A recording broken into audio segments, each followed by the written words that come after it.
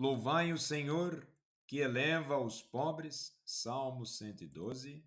Um bom dia. Em nome do Pai, do Filho e do Espírito Santo. Amém. Recorramos sempre à poderosa intercessão de Maria Santíssima, nossa Mãe, e de São José, o Justo.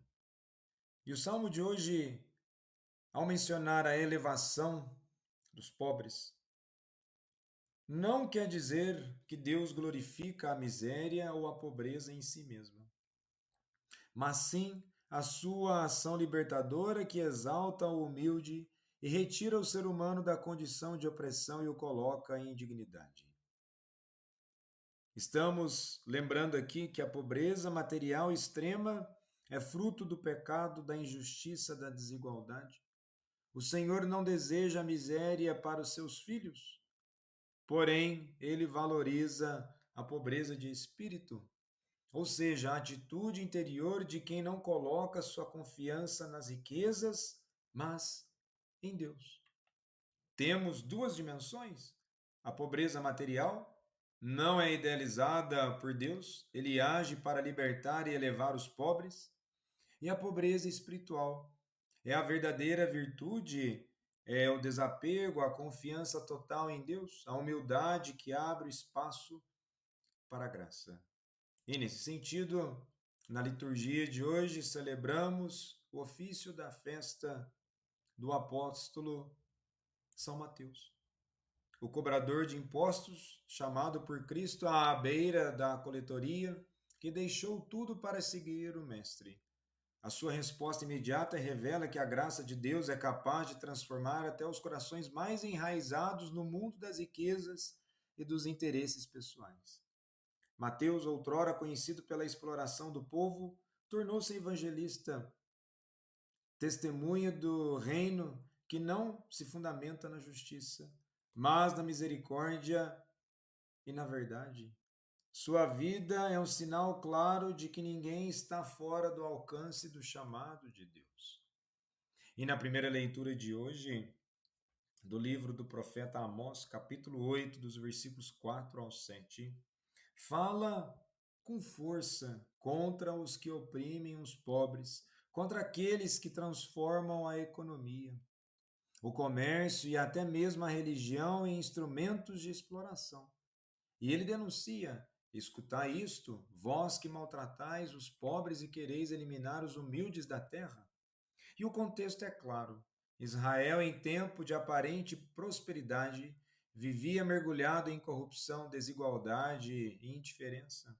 As festas religiosas continuavam, mas os corações estavam longe de Deus, pois usavam pesos falsos, diminuíam medidas, compravam os fracos por dinheiro e até os pobres por um par de sandálias. Era um culto vazio, sem justiça. Amós revela o coração de Deus, ele escuta o clamor dos pobres. A injustiça não escapa ao olhar do Altíssimo, porque, diz o profeta, o Senhor jurou: jamais esquecerei as suas obras.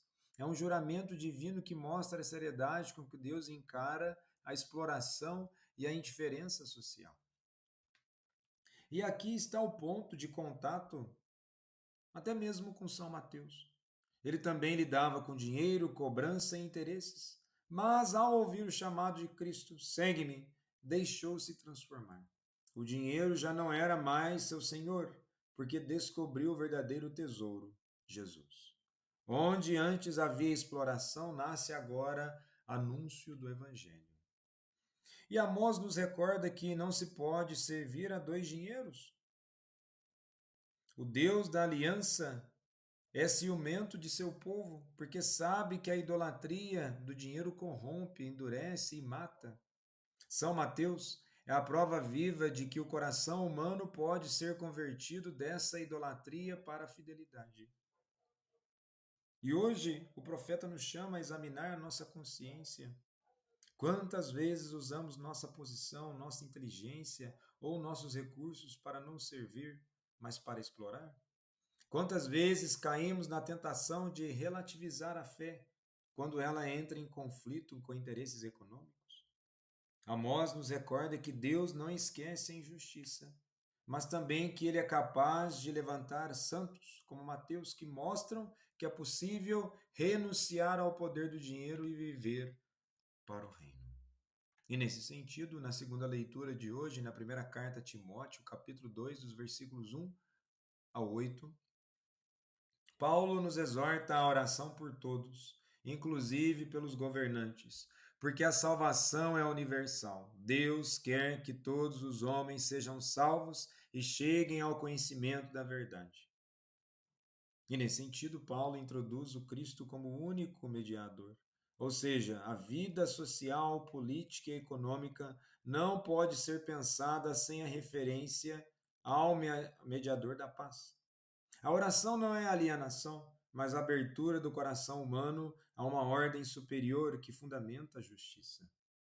É muito comum, num país como o nosso, ainda onde há muita injustiça, violência, corrupção, desigualdade, fome e várias outras questões sociais gravíssimas, as pessoas xingarem, condenarem os políticos e as autoridades.